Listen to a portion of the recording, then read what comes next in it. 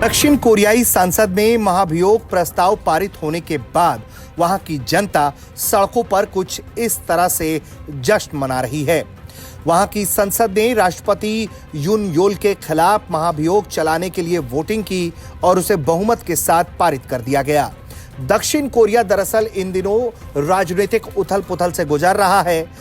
हाल ही में दक्षिण कोरियाई राष्ट्रपति यून सुक योल ने विपक्ष के द्वारा राष्ट्र विरोधी साजिश करने का आरोप लगाते हुए 3 दिसंबर 2024 को देश भर में मार्शल लॉ को लागू कर दिया था, जिसके बाद से ही जनता विरोध करते हुए सड़कों पर उतर आई और विपक्ष की ओर से भी लगातार दबाव बनाया जाने लगा। हालांकि उन्होंने यह फैसला 6 घंटे बाद ही वापस ले लिया था, लेकिन उनके द्वारा उठाए गए इस कदम ने वहां की जनता को क्रोधित कर दिया। लगातार जारी 3 दिसंबर के प्रदर्शन का असर ये रहा कि दक्षिण कोरियाई राष्ट्रपति के खिलाफ संसद में महाभियोग का प्रस्ताव लाया गया और यून के खिलाफ 204 वोट पड़े। वहीं उनके समर्थन में मात्र 85 लोगों ने मतदान किया।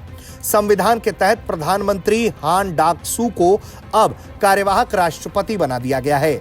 वहीं बतौर राष्ट्रपति यून सुक योल की सारी शक्तियों को निलंबित कर दिया गया है। दक्षिण कोरियाई संसद में महाभियोग प्रस्ताव पारित होने के लिए 2/3 बहुमत की जरूरत थी। इसमें 300 सांसदों में से 204 ने महाभियोग के पक्ष में वोट कर दिया। 85 लोगों ने इसके खिलाफ वोट किया। वहीं 3 सांसदों ने वोटिंग में हिस्सा नहीं लिया और 8 वोटों को रद्द कर दिया गया। दक्षिण कोरिया में मार्शल लॉ लगाने के बाद से विपक्ष की पार्टियों ने सत्तारूढ़ पार्टी पीपुल्स पावर पार्टी को जमकर लताड़ा था।